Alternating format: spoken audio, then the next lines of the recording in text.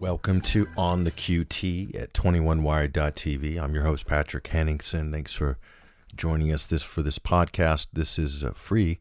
The first 30 minutes, the first part is free, and hope you enjoy it, hope you like it. And after around the 30-minute mark, we're going to go for members and subscribers at 21wired.tv for the final hour. So if you do like it and you do want to join, we do encourage become a subscriber, help support our work at 21st Century Wire, and become a member at 21wire.tv.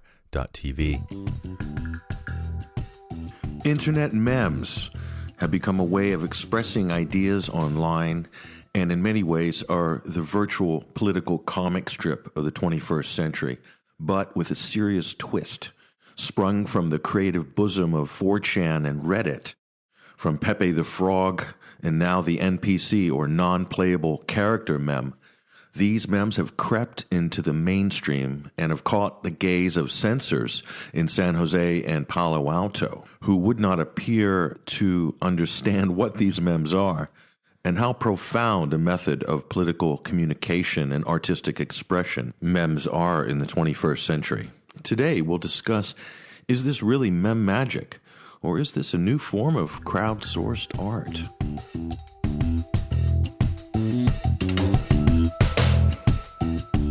Everybody has been watching the last couple of weeks, and this thing came out on the internet, this meme, the NPC meme, the non-playable character meme, and sort of made its way through Twitter, made its way through social media, and the moderators, the social media moderators and banners banned all these accounts who were self-replicating this meme, this incredible meme called the NPC meme, and arguably making fun of liberals, making fun of the automaton culture of zero creative thought, of zero creativity, and just repeating talking points, repeating sound bites and buzzwords all the time.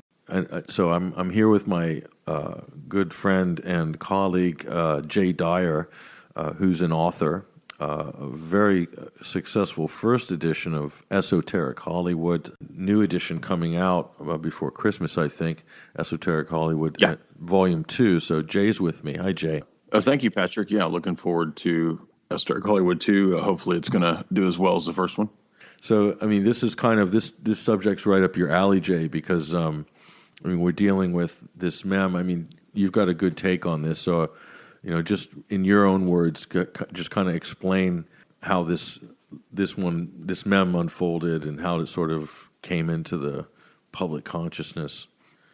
Well, one of the things that internet culture gave birth to is the meme. And of course, everybody can debate or try to figure out exactly the origins of this, but it probably was, 4chan or Reddit, this kind of stuff. And it had a big impact in the Trump election. I don't know if we can measure that, but certainly Pepe and my understanding is that this began as a joke, that it was kind of a joke that when Trump said he was going to run, people started making Pepe, and then they would paste the blonde wig on top of Pepe, and it kind of caught on. Everybody thought it was funny. And the more that it caught on, the more it kind of took on a life of its own. We all recall Hillary saying that a cartoon frog was the emblem of white supremacy, and the absurdity of it kind of gave it power. The establishment giving it attention sort of energized it. So regardless of what one thinks of Trump, it was already becoming kind of standard that memes, in terms of their satirical comedic power, are replacing the old comic strip. You and I talked about this. I think you made this point that political comics that you would read in the papers or something, that this has now been replaced by the internet and the meme. Mm-hmm. I mean, obviously they're still comic artists, but Ben Garrison, people like that. But yeah, I mean, this is where we are now. And part of the reason that this is so powerful is that the internet culture is very closely linked to the gamer culture. And again, it doesn't really matter whether you like it or don't like it. That's the reality of it. Who's the biggest YouTuber in the world? Well, PewDiePie. And what's he do? He's a gamer. 50 million subscribers on YouTube. So this is a gigantic audience, and it has a lot of power to push out images, symbols, and ideas that affect a lot of people, whether they know it or not. So the establishment has been for a long time, for several years now, at least as far as I could tell from looking at different universities and places like UCLA, Berkeley, or UC Berkeley, GCHQ. They've been studying the effects of the meme and how to censor it and control it, because if you can't control it and people can create images that are satirical, it's very difficult for AI to go through and try to pick out what's satirical and what's not. So when they use very generic scenes or images like this, the NPC, which is the idea of the non-playable character, it's very difficult for the AI to go through and properly ban that without banning a whole bunch of people. So when Twitter, for example, started trying to ban this, they were, I think, having to ban people that had put the NPC meme image in their profile picture. But they seem to be having difficulty figuring out how to ban the actual propagation of the meme itself. So shadow banning, only goes so far, and especially when the culture begins to adopt images that are very generic, as I said, or images that tie into things that are very well known, corporate logos, this kind of stuff.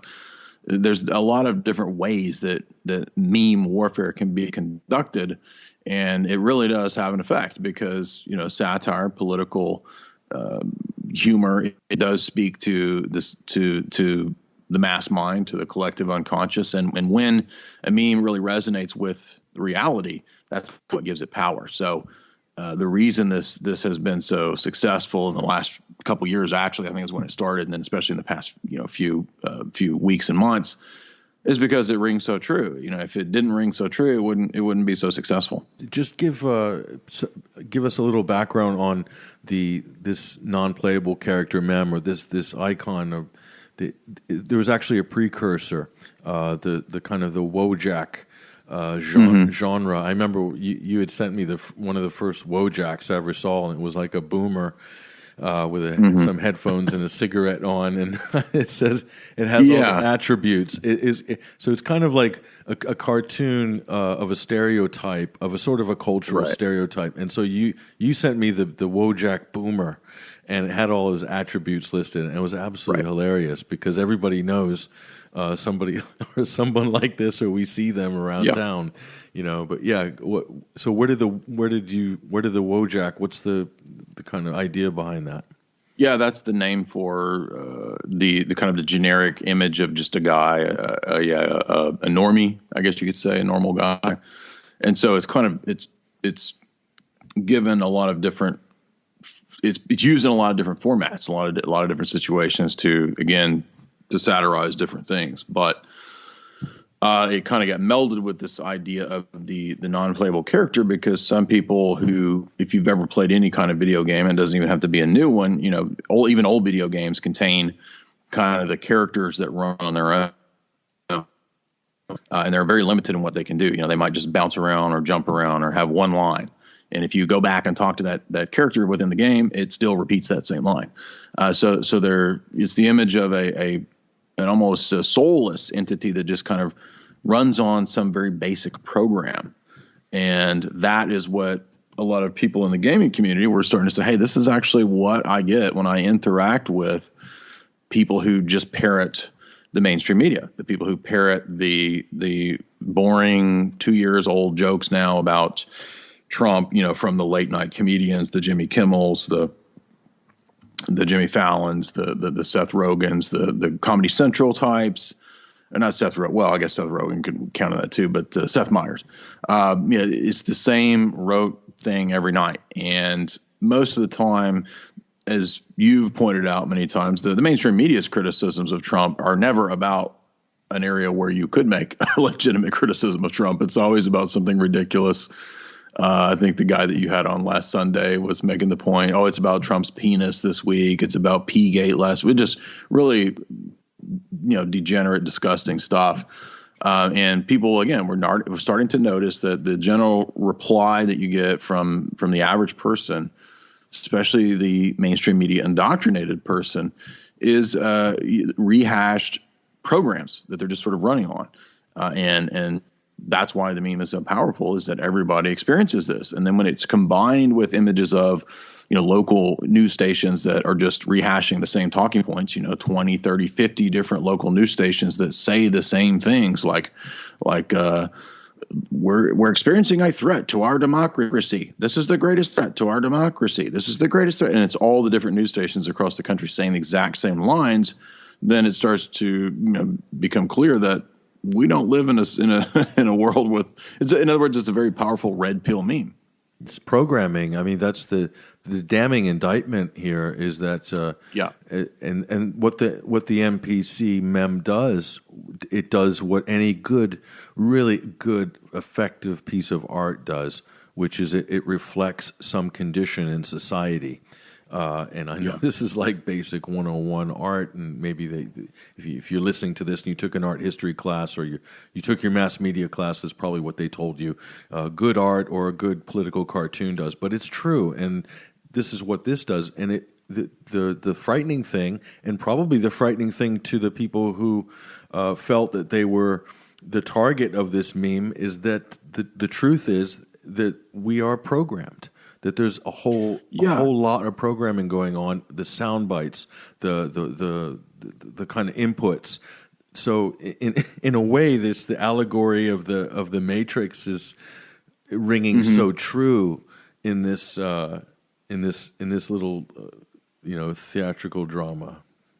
Yeah, I thought the point that Infidel made on Boiler Room was really appropriate because, to the mainstream person who's either left or right, and that's another thing, is that this meme doesn't just criticize the characters on the left or the mainstream left. It's also applicable to the so-called conservatives because they fall into a lot of the same problems, especially when they rehash the mainline neocon type line on different issues.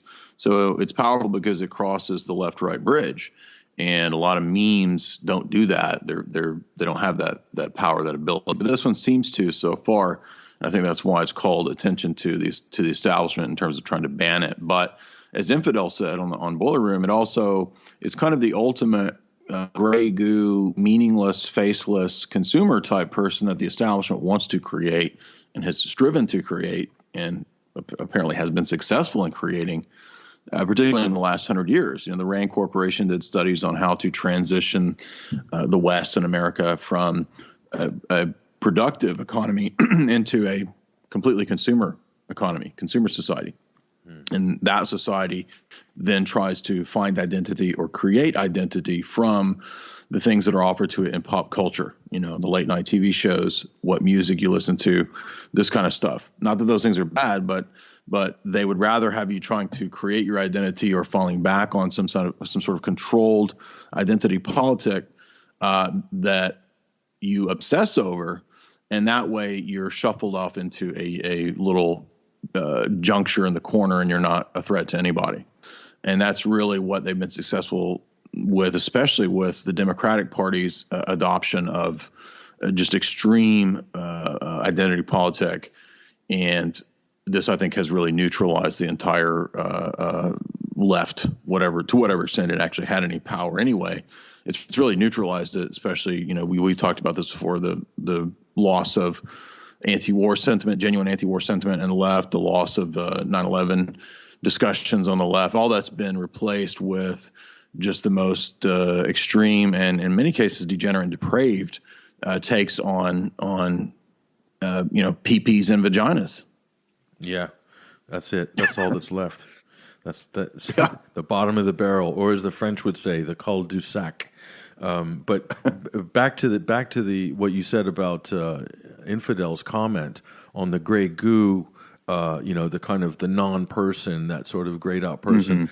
That's part of the genius. And actually, if you look a little closer at the NPC figure, that's pretty much grafted right off of the Macintosh OS logo. So it's really even taking a deeper attack on the sort of Apple monoculture or the Silicon Valley monoculture.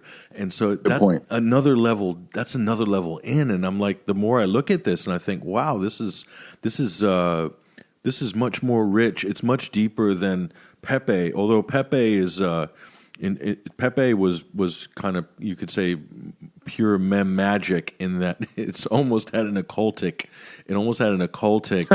quality to it because of Pepe, and then the Egyptian frog god, then Kek. All of a sudden, Pepe's a god, and then he's transposing with Trump in a cartoon virtual world. I mean, it's just wild and psychedelic, but. The NPC mem, this drills down into it goes for corporate culture. This goes into conformity, groupthink. It goes into mass media. It goes into, just in the media critique alone, it's devastating. This was totally devastating. It came and it hit so hard for the last 10 days. And I would say this came as close to anything I've seen in breaking Twitter, basically. It nearly broke Twitter. In the sense, and the people, and it was really just I guess a counterpunch, if you would, because of the amount of censorship going on. Yeah, go ahead. Right. Well, I think you're right. Other people called attention to the famous 1984 Apple ad, which features, and I actually had this in an article that I wrote about 3 years ago because the bizarre symbology in the ad. Now, of course, the ad premiered in 1984, and this was going to be the beginning of the personal computer at home. You're going to have your own Mac and all this stuff. And the ad is consciously Orwellian, 1984. The irony of this, the bizarre twist, is of course that in the ad, everybody who is literally an NPC, they're all grayed out men. They are freed by a woman who runs in. This energetic blonde woman runs in a very feminist way and kind of smashes the paradigm. She smashes, I don't know, something. And there was also kind of Cold War imagery and symbolism in this. And the idea was, the West is, going to free everybody with the personal computer. I am a little more skeptical. I'm a little more, I don't buy into this idea that the PC was given to everybody for the purpose of freedom. There may have been some people in Silicon Valley who believe that. Maybe Steve Jobs genuinely believed that. I don't know. But if we look at what's actually happened, you could make the case, I think, that the level of the personal computer and all this, in many ways, has been another form of enslavement. And so, was Apple really attempting to break the conditioning and the supposed Soviet threat that the ad attempts to hearken to, or is Apple our new Soviet threat? You see what I'm saying? Is the ad even more sinister because the message that is in the ad is now the opposite, right? It's kind of flipped on its head and become the opposite in our day. And we're actually seeing the real gray goo NPC people that are in that ad all around us. Yeah, you're not far wrong, Jay. I don't know if you've been to any major urban areas or any major cities recently. I just came back from London. And I was just in LA. You're in LA. Yeah. Okay, so you know what I'm talking about. So I had not been right. I had not been to walk around. I may have been to airports and stuff, but I haven't walked around London in a long time. And everybody has got their face in their phone, and I'm not the only person who's made this observation. So did you see more or less the same thing in Los Angeles? Absolutely. And even when you get on the extremely packed interstates and the nightmare spider's webs of interstates and 101s and 1s and 5s throughout LA, everybody in their cars is on their phone.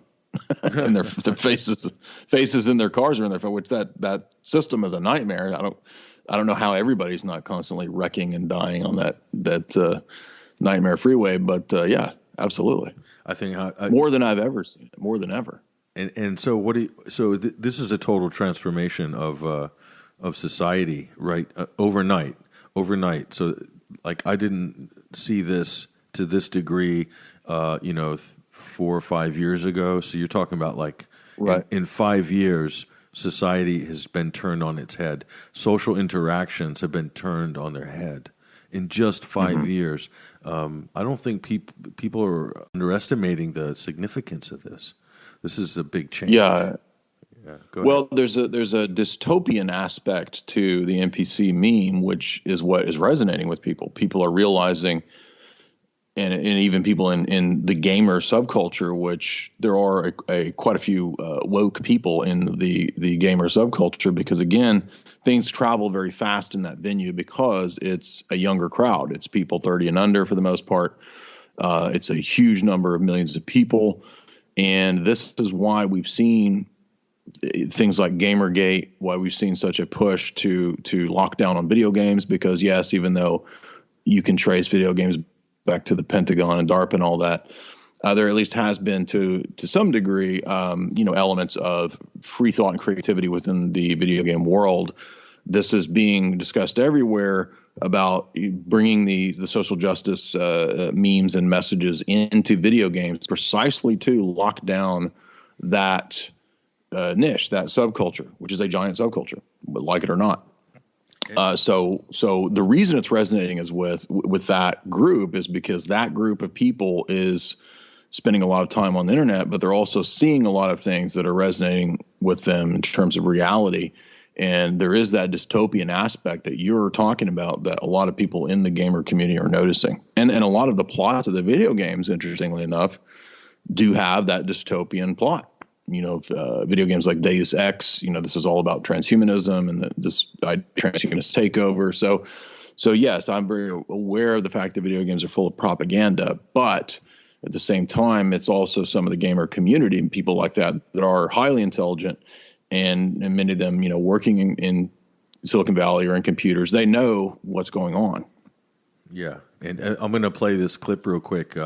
You had sent me this clip, actually. It was this was at the Wojak manufacturing, NPC manufacturing facility, and it's just like a classic cartoon. This is one of the greatest things I've ever seen from an animation point of view. This is just like absolute gold.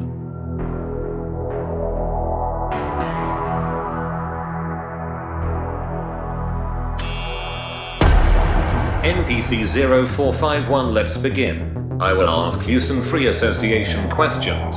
Please respond with whatever comes into your mind. Have you ever listened to the inner voice? Hearing voices is a sign of mental illness. Have you ever gazed at pictures in your head? How do I fit a picture in my head? Have you ever seen patterns within patterns within patterns in a tree of life? Input error. You have no ability to creatively reflect on anything. Top marks. Let's move on to stimulus response. How many genders? There are an infinite number of genders. Describe this headline. This headline proved men must be abolished. Who is this man? That is Cheeto Hitler. Top marks. Keep this up and you can become the new Alexa.